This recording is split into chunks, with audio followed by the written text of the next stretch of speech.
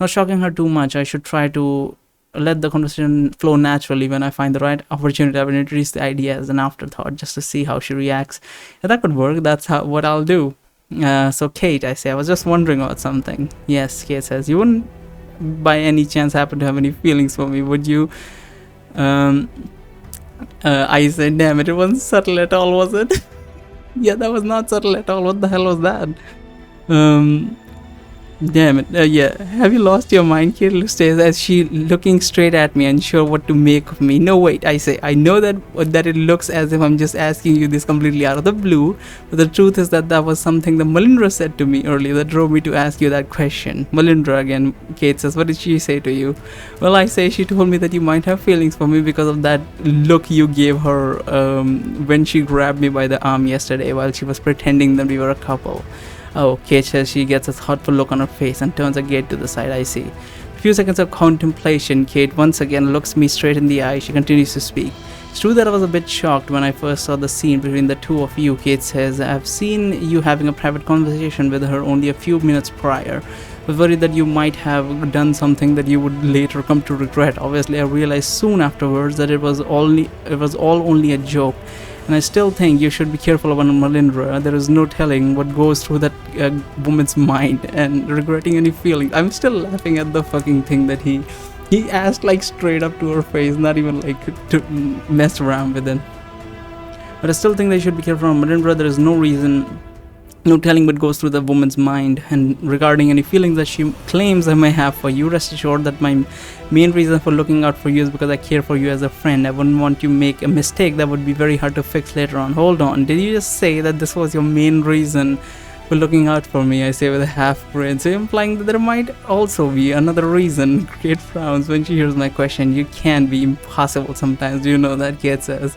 You're the one who chose to phrase your words that way, not me. I say. Well, regardless of how you may choose to interpret my words, Kate says, I think you can both agree what's important right now is to focus on the tournament and our objective. Oh yes, totally. I say. If you're still not satisfied with the answer I've given you, Kate says, then we can continue our discussion at a later time after we've all managed to survive this tournament to its very end. What do you mean after I win the tournament? I tell her with a smirk. Of course, Kate says.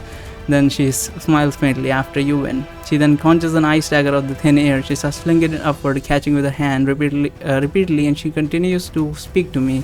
You know, Kate says, you should consider yourself very lucky that I'm not actually planning to compete against you in this tournament. With your non-existent protection spells and your unreliable range attacks, you would have no way of even touching me while I'd be floating high up above in an ice cage, raining down icicles upon you.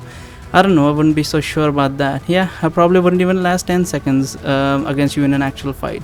What am I supposed to say here? This is a non-matter choice apparently, so I guess it doesn't really matter.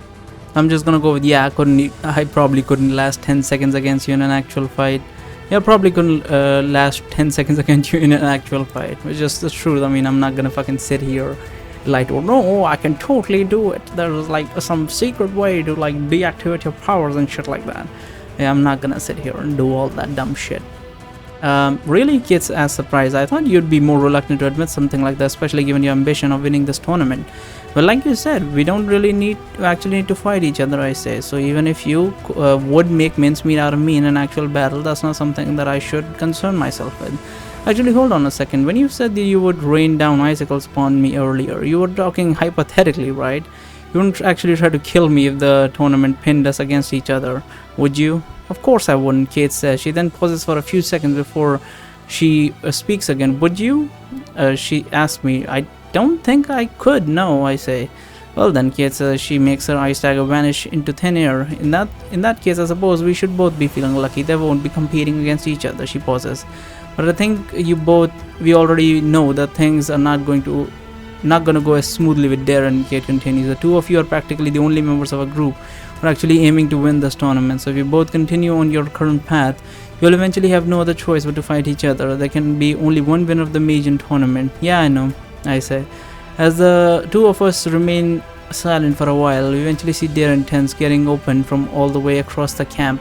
Soon afterwards, Darren also comes out and he starts heading towards us. Barry? Darren says when he gets closer to us. What are you doing here? I was sure that Kate was the only one who took the first shift. I could ask you the same question, I say. Wasn't your shift supposed to begin in an hour or so? An hour and a half, Kate says, but I couldn't. Darren says, but I couldn't sleep. Kept thinking about the fight we had earlier, trying to think of ways in which we could have handled ourselves better. So I figured that I may as well come early and relieve Kate of her shift early, so at least she could get some rest. Oh well, my story's a little longer than that, I say. I then begin to tell him about how Melinda came into my tent because she forgot to pack her own, and how she eventually let her sleep inside while I left to join Kate on her shift.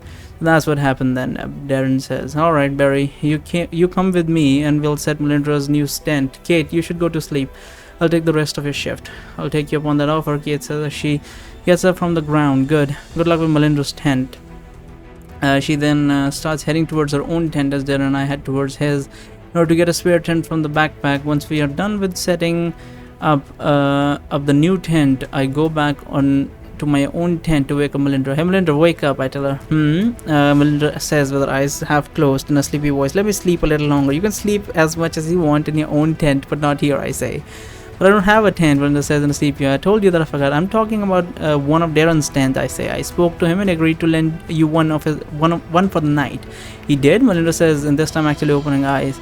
Yes, now go sleep over there, I say. Darren will show you where it is. Alright, Melinda says as she gets up and prepares to exit the tent. I'm going. As soon as Melinda walks out, I enter my tent once again. I close the zipper behind me. I fall asleep almost as soon as I put my head to the pillow. I'm not gonna say what I was thinking just then. Oh man, I deadass thought he was just like a fucking hentai dude. He's just gonna start sniffing the fucking covers and shit like that. I don't know why I thought that he would do that, but I don't know why. And that's what I thought. When I wake up the next morning from the sound of people dismantling their tents, I see that there's barely any light coming through my tent from outside. As soon as I open the tent zipper, I realize this because the fact that the sky is currently filled with dark clouds. There is even a small glimpse of the sun, even though it must have risen for at least an hour. At least that most of the others have already have woken up, and presumably they already had their breakfast. Not long after I walk out of my tent, Melinda comes rushing towards me, an unusually serious expression on her face. Listen, Melinda says as she stops in front of me. I didn't mean to kick you out of your own tent last night. Yeah, I know that. I say it's fine. No, it's not fine. Melinda says all I wanted to do was sneak silently to your tent, doze off for a few hours, and walk away unnoticed. I didn't mean to cause all this ruckus. So what? I ask her confused. You got your tent, didn't you? Yeah, but that's not the point, Melinda says. The point is that I didn't mean to cause you that much trouble when you were the one helping me, huh? I say as I give her a long pondering look. So you are capable of giving a damn about other people then. I pause for a second before I continue. But why would you choose to act the way you do if that's the case? I say, what are you talking about? Melinda says. Well, I say, from what I've seen of your behavior yesterday, you never really seem to care about what people think of you. You don't make an effort to remember anyone's name. You don't stop to think whether speaking your mind bluntly would annoy the people around you or not, and you don't give me the impression that you'd care about much if your habit of provoking reaction from others would cause others to be upset with you. But why would I care if others would become upset at me? Melinda says, I don't need them to be my friends. I just need them to get the job done. Why do you need them to be your enemies? I say. Aiden did not become my enemy when I acted like this with him. Melinda says, well, most people are not Aiden, I say. But that's how, yeah, whatever. I'm not telling you to change and all that. Fine. She says, well, maybe I... Oh, she actually changed here? What the hell? Well, just now looking at me. I'm gonna read this. I'm telling you to change your entire lifestyle, I say. I'm just telling you not to piss off everyone that you meet on purpose. Could you at least do that much, or would you rather spend the rest of our days on this journey without even being able to ask someone a simple favor of lending your tent for the night? Melinda is now looking at me with her eyebrows furrowed and with another pouting expression on her face. Fine, she says, maybe I could change my behavior a little, but only a little. Well, it's a start, I say, and I think we should be getting ready to leave soon. I see the others are almost done with dismantling the tent, so I'm guessing that they've already eaten the breakfast. Yeah, we're already done eating. You should talk to Flower about making us some food. She remembered some new recipes after watching the arena, which was supposedly a rare dish meant for kings, archer, porcupines, and tramplers too, I think they're called. Now, if you'll excuse me, I'm going to go and grab my backpack from inside your tent. When did you leave your backpack in my tent? I say as Melinda calls into my tent.